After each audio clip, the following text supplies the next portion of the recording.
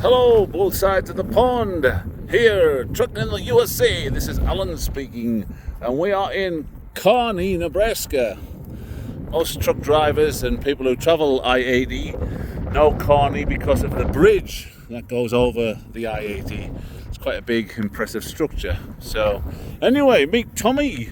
This is Tommy. Sorry it's a bit windy, but it's Nebraska, it's flat. You got all the wind coming off the Rockies and stuff. And then he said shit there, but I said I wasn't going to swear, but I just did. See what he made me do? So yeah, there's Tommy. He is smelling poo at the minute. He is a miniature schnauzer. We've had him for about 7 months now. He'll be about 8 months old. And he was bought for a truck dog. We had a miniature schnauzer, well, it was a standard schnauzer we had before. That was Murphy.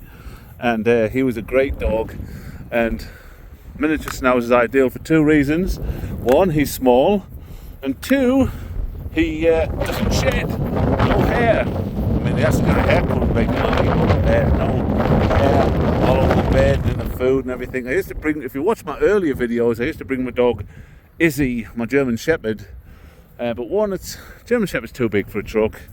Felt as though I was really restricting her. She's getting a little bit old, and the hair was just atrocious.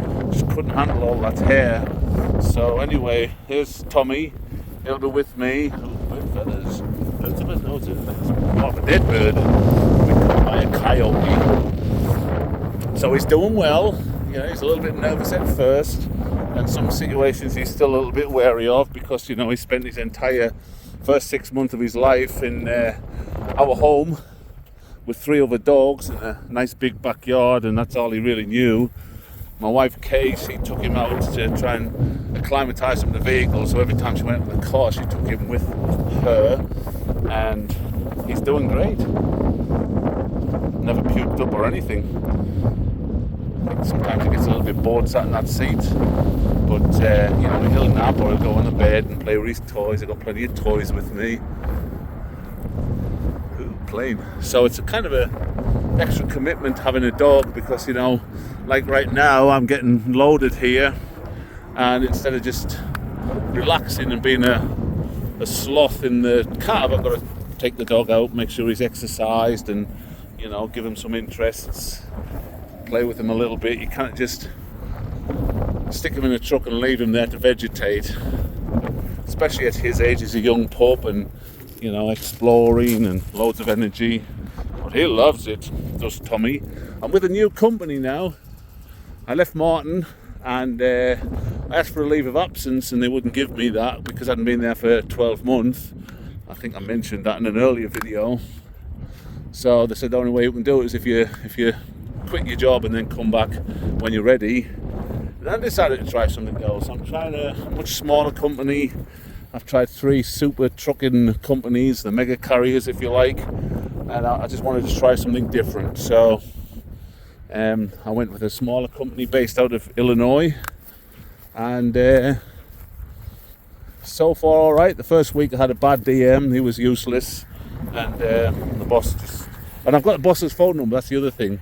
Both the owners of the company, I have their telephone numbers, and when I call they say, "Hey Alan," which is kind of something that you're not used to.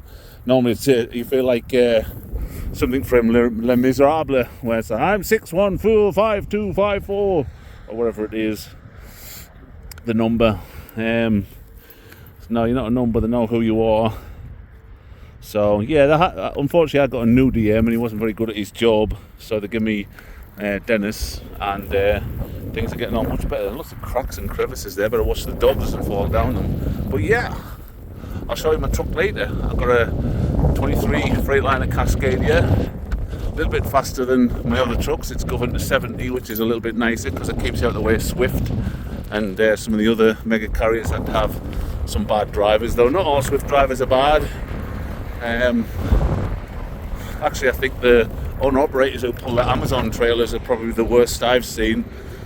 They're pretty awful. But never mind, there's my truck there in the distance, the white Freightliner with the white...